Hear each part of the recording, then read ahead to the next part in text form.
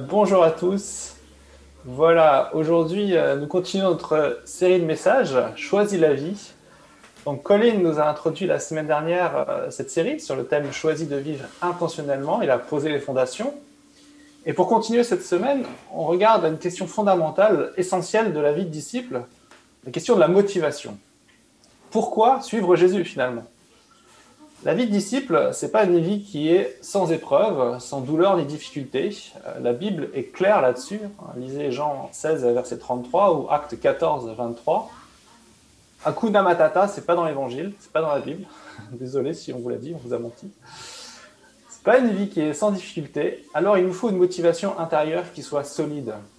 Et on pourrait faire une série entière sur la motivation, sur pourquoi suivre le Seigneur, qu'est-ce que la Bible a à dire par rapport à ça. Et ce matin, j'aimerais juste regarder à quelques paroles que le Seigneur Jésus lui-même a prononcées en expliquant pourquoi le suivre. Et je vous invite à ouvrir la parole de Dieu à l'évangile de Matthieu, au chapitre 11. Matthieu, chapitre 11. Et je vais lire des versets 28 à 30. Je vais lire dans la version second 21. Matthieu 11, versets 28 à 30.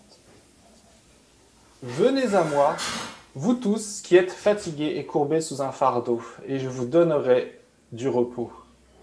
Acceptez mes exigences et laissez-vous instruire par moi, car je suis doux et humble de cœur, et vous trouverez le repos pour votre âme. En effet, mes exigences sont bonnes et mon fardeau léger. C'est une invitation universelle, vous tous, que Jésus donne à toute personne qui est fatiguée et chargée. Alors, dans le sens original, c'est fatigué, chargé physiquement ou moralement, psychologiquement. Et il nous promet le repos si on vient à lui, si on prend ses exigences et ses instructions. Alors, je ne sais pas quel est votre état ce matin, si vous êtes aussi fatigué et chargé ou pas. C'est vrai que la situation mondiale est pesante, avec toutes les nouvelles. Mais voilà, cette promesse de Jésus est encore vraie aujourd'hui. Et en lisant rapidement ces versets, on pourra en conclure que finalement Jésus n'invite à le suivre que les personnes qui sont un peu fatiguées de la vie, qui n'en peuvent plus, et qui leur promet une vie plutôt facile et reposante. Les exigences sont bonnes et mon fardeau léger, vous trouverez le repos. Mais ces paroles sont beaucoup plus profondes que cela, surtout quand on les lit à la lumière d'autres passages de la parole. Et le thème de ce matin, c'est « Choisis bien ton maître » dans la série « Choisis la vie ». Et j'aimerais partager 3 pensées sur ces paroles qu'on vient de lire. Première pensée, nous suivons tous un maître. Nous suivons tous un maître. Les paroles de Jésus sont assez surprenantes quand on y pense. Si vous êtes fatigué, venez à moi, acceptez mes exigences et prenez mon fardeau. Alors je ne sais pas pour vous, personnellement, si je suis fatigué, je suis bien content qu'on m'enlève le fardeau, mais ce n'est pas pour m'en remettre un autre, même s'il est léger. Comment finalement ça pourrait être plus reposant d'avoir un fardeau que d'en avoir aucun ? Pourquoi après tout Jésus ne dit pas enlevez votre fardeau et continuez comme ça ? Pourquoi il faut prendre un fardeau ? Mais Jésus qui connaît le cœur de l'homme, c'est très bien une réalité que chacun d'entre nous suivons un maître et portons le fardeau que ce maître met sur nous. Que nous le voulions ou non, que nous en soyons conscients ou non. Mais la plupart des gens n'en sont pas conscients. Ils ne sont pas conscients qu'il y a un maître. Et ce n'est pas nouveau. En Jean 8, nous lisons « Jésus dit aux Juifs qui avaient cru en lui, « Si vous demeurez dans ma parole, vous êtes vraiment mes disciples. Vous connaîtrez la vérité, et la vérité vous rendra libre. » Ils lui répondirent « Nous sommes la descendance d'Abraham, et nous n'avons jamais été esclaves de personne. Comment peux-tu dire vous deviendrez libres ?» En d'autres termes, « Mais Jésus, de quoi tu parles ? Je ne suis pas esclave, je n'ai pas de maître. » Et c'est un discours qu'on peut entendre encore aujourd'hui. « Je n'ai pas de maître, ni Dieu ni maître. » Verset 34, « En vérité, je vous le dis, répliqua Jésus, toute personne qui commet le péché est esclave du péché. » Alors on voit que Jésus nous invite à venir à lui et à le suivre, car finalement le seul autre maître possible s'appelle le péché. Comme le pasteur Paul Tripp l'explique, en tant qu'humains faits à l'image de Dieu, nous sommes tous créés pour trouver notre identité, notre espoir, notre sens et notre but dans la vie, notre compréhension de la vie et notre motivation quotidienne de Dieu. Et ce qui arrive, c'est que pour chacun d'entre nous, au lieu de chercher ces choses auprès du Seigneur, on cherche à les obtenir ailleurs, dans la création. Fin de citation. Et c'est en substance ce que dit Romains 1 notamment, et c'est l'essence même du péché. Par exemple, si l'acceptation des autres, c'est ce qui définit notre valeur, on va toujours chercher à plaire aux autres, et on sera facilement entraîné par eux à faire des choses qui peuvent même être contraires à la volonté de Dieu, parce qu'au final, la gloire des hommes sera plus importante à nos yeux que la gloire de Dieu. Si c'est notre succès professionnel qui est notre but dans la vie, on fera tout pour avancer notre carrière. Quitte à faire des choses plus ou moins honnêtes pour parvenir à nos fins, si le patron le demande, ou à négliger Dieu et notre famille, par exemple, en ne respectant pas le jour du repos, qui est pourtant un des commandements. Et alors qu'on fait ça, le péché nous met en esclavage. Dans Romains 6, nous lisons que le péché ne règne donc plus dans votre corps mortel pour vous soumettre à lui par ses désirs. La parole est claire, le péché cherche à nous soumettre à lui par ses désirs. Alors, d'une personne à l'autre, les désirs peuvent varier avec plus ou moins de force, de subtilité, mais Galates 5 nous donne une bonne liste de là où le péché nous emmène. L'adultère, l'immoralité sexuelle, l'impureté, la débauche, l'idolâtrie, la magie, les haines, les querelles, les jalousies, les colères, les rivalités, les divisions, les sectes, l'envie, les meurtres, l'ivrognerie, les acceptables. Et le péché nous pousse tous à une ou plusieurs de ces choses. Et ne vous y trompez pas, le péché est un maître cruel. Si je reviens à Romains 6, nous lisons « Ne savez-vous pas que si vous vous livrez à quelqu'un comme esclave pour lui obéir, vous êtes les esclaves du maître à qui vous obéissez, soit du péché qui conduit à la mort, soit de l'obéissance qui conduit à la justice. » Et un peu plus loin, « En effet, lorsque vous étiez esclave du péché, vous étiez libre par rapport à la justice. Quels fruits portiez-vous alors? Des fruits dont vous avez honte aujourd'hui, car leur fin, c'est la mort. Mais maintenant que vous avez été libérés du péché, que vous êtes devenus esclaves de Dieu, vous avez pour fruit la progression dans la sainteté et pour fin la vie éternelle. En effet, le salaire du péché, c'est la mort, mais le don gratuit de Dieu, c'est la vie éternelle en Jésus-Christ notre Seigneur. » La Bible est vraiment claire là-dessus. Soit notre maître, c'est le péché qui mène à la mort, soit c'est Dieu, Jésus, et il mène à la vie. Nous suivons tous un maître. Que le Seigneur nous ouvre les yeux sur cette réalité. Et permettez-moi de vous poser une question personnelle. Qui est ton maître?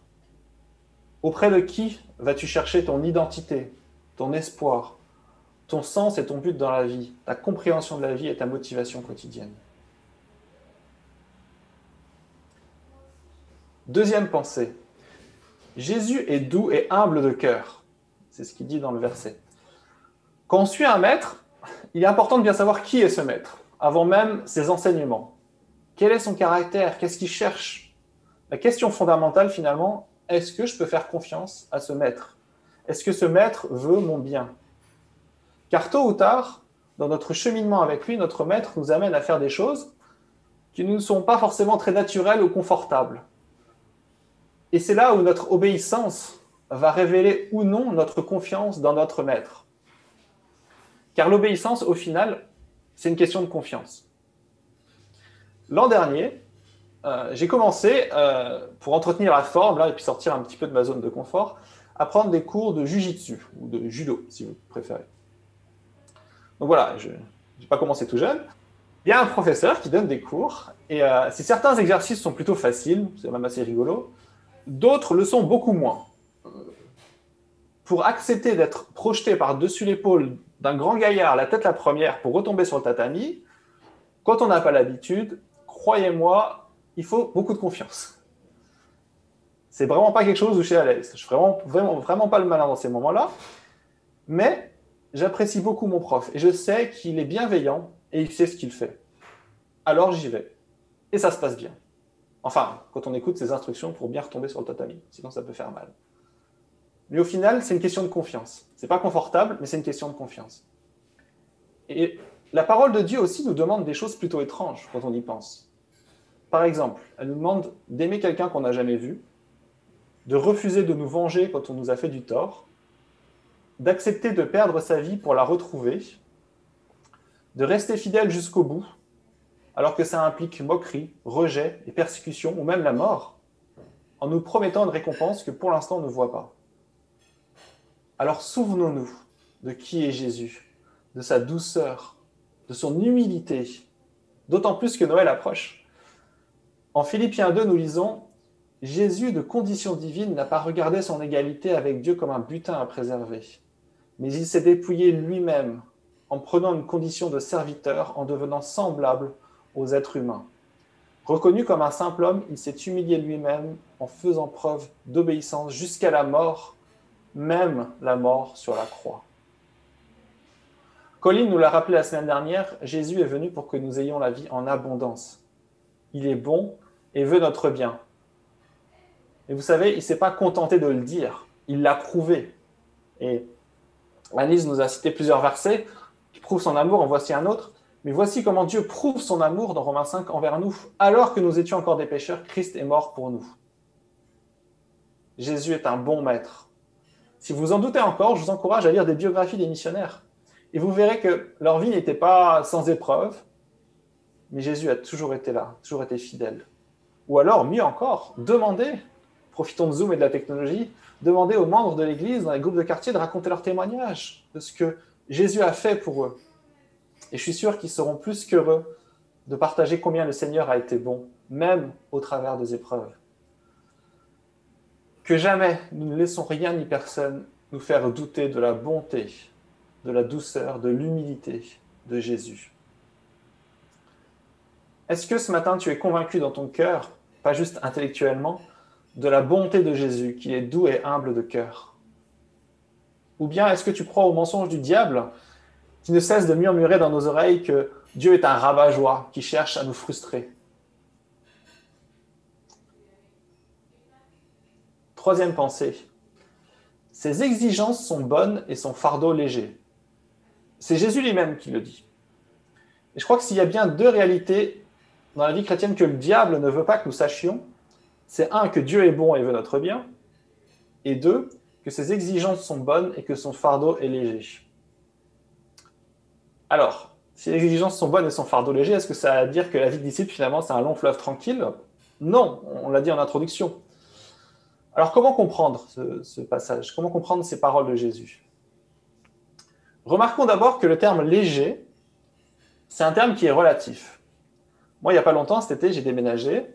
Je peux vous dire qu'un carton de livres, c'est lourd, comparé à un carton de jouets, mais c'est très léger par rapport à une machine à laver. Si vous avez déménagé, vous voyez de quoi je parle. Fort de ce constat, deux observations. Tout d'abord, comparé au fardeau de Jésus, celui du péché est bien plus lourd à porter. Par exemple, si on obéit à la parole de Dieu de ne pas convoiter, cela implique de renoncer à certaines choses, mais nous évite pas mal de problèmes. Dans 1 Timothée, au chapitre 6, il est dit « L'amour de l'argent est en effet à la racine de tous les maux. » Notez que ce n'est pas l'argent, c'est l'amour de l'argent. En s'y livrant, certains se sont égarés loin de la foi et se sont infligés eux-mêmes bien des tourments. Donc on voit finalement que refuser de convoiter, ça peut être difficile, mais que quand on convoite, et par exemple l'argent, dans le cas de ce verset, ça nous inflige beaucoup de problèmes. On pourrait dire la même chose avec le refus de pardonner. La parole de Dieu est claire, il nous faut pardonner notre prochain. Et pardonner peut être quelque chose de très difficile. Mais le refus de pardonner est terrible. Ça peut générer une terrible amertume, un poison qui dévore la personne, et ça peut déchirer des familles entières. Vous l'avez peut-être vécu. C'est pareil pour l'infidélité, le mensonge, et on pourrait parcourir tous les autres 10 commandements. Ce qu'on voit, c'est que le péché donne un plaisir immédiat, éphémère, mais après, son fardeau est bien plus lourd à porter. Et en cela, on voit que le fardeau de Jésus est plus léger, qu'il vaut mieux avoir Jésus pour maître que le péché. Alors peut-être vous vous dites, ok, c'est sympa ce que tu dis, mais ça ne suffit pas.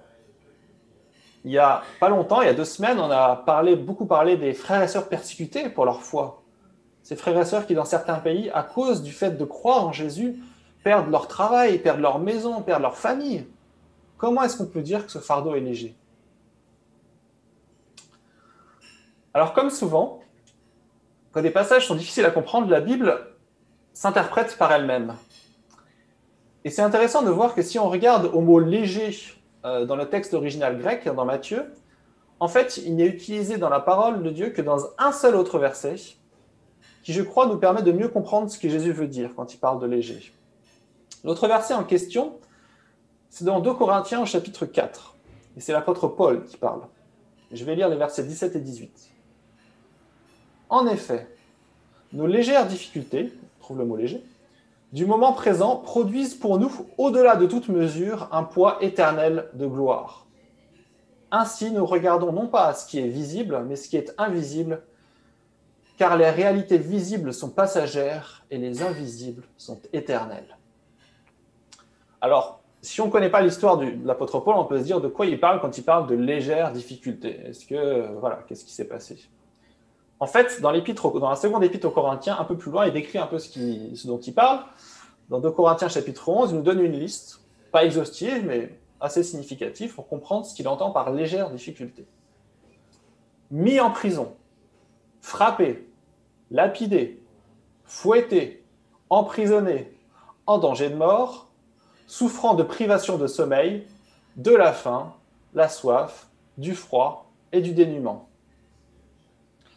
Je ne sais pas pour vous. Personnellement, si je vis toutes ces choses, je ne parlerai pas de légères difficultés. J'utiliserai d'autres mots. Et pourtant, l'apôtre Paul, il parle de légères difficultés. Mais comment est-ce qu'il peut faire ça? Est-ce qu'il y a un problème de traduction? Je ne pense pas. Nos légères difficultés du moment présent produisent pour nous, au-delà de toute mesure, un poids éternel de gloire. Ce que Paul est en train de dire, c'est que ces difficultés, ces souffrances qui sont vraiment fortes, il suffit de lire 2 Corinthiens 11, sont légères en comparaison de la gloire à revenir. Donc si de telles souffrances sont qualifiées par rapport à la gloire à venir de légères, combien cette gloire doit être grande? Et dans Hébreux 12, au verset 2, nous lisons, en parlant de Jésus, parce qu'il avait en vue la joie qui lui était réservée, il a enduré la mort sur la croix en méprisant la honte attachée à un tel supplice. Et désormais, il siège à la droite du trône de Dieu. Vous savez, quand on suit Jésus, il y a une gloire, une joie à venir qui est tellement grande, on n'a juste aucune idée, ça nous dépasse complètement.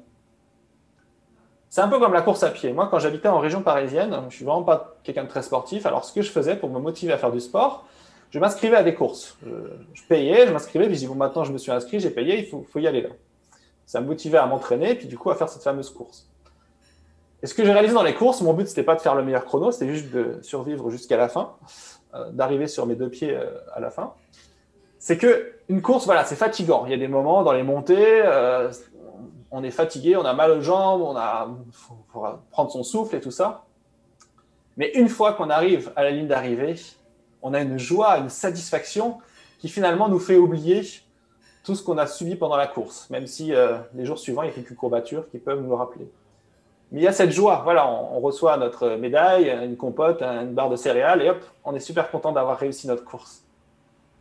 Et c'est un peu la même idée avec la vie de disciple. Il va y avoir des souffrances, il va y avoir des difficultés, mais comparé à la joie qui vient, ces souffrances sont légères. C'est ce que dit l'apôtre Paul, et on voit par quoi il est passé. Et on trouve dans ce passage de 2 Corinthiens 4 un des secrets de la motivation du disciple, verset 18. Nous regardons non pas à ce qui est visible, mais à ce qui est invisible, car les réalités visibles sont passagères et les invisibles sont éternelles. Je me souviens au début de mes cours de conduite, ça remonte un petit peu, c'était au siècle dernier, alors que j'avais du mal à commencer un cours de conduite, c'est assez compliqué au début, entre le volant, les vitesses, les pédales. Le professeur me dit, tu sais quel est le plus important dans la conduite? Puis je me dis, la coordination, j'ai du mal. Et il me dit non, c'est le regard. Parce que là où tu regardes, c'est là où tu vas aller. Le regard, c'est le plus important. Et je crois que c'est la même chose pour la vie de disciple. Alors ce matin, regardons aux choses invisibles, aux choses éternelles. Et à la lumière de cette joie, de cette gloire qui nous attend, par Jésus, reconnaissant que ses exigences sont bonnes et son fardeau léger. En conclusion, nous avons tous un choix conscient à faire. Nous devons être intentionnels. Comme disait Colin, Jésus ne nous force pas à être ses disciples. C'est une invitation qu'il nous donne, Jésus a toujours été clair sur ce qu'implique de le suivre. Les évangiles sont très clairs là-dessus. Quand plusieurs fois dans les évangiles, plusieurs se sont détournés de lui à cause des paroles qu'il jugeait trop dures, Jésus ne leur a pas couru après en disant « Restez quand même », quitte à diluer un peu le message pour le rendre un peu plus attractif ou un peu plus populaire. On a un choix conscient à faire. C'est un choix personnel.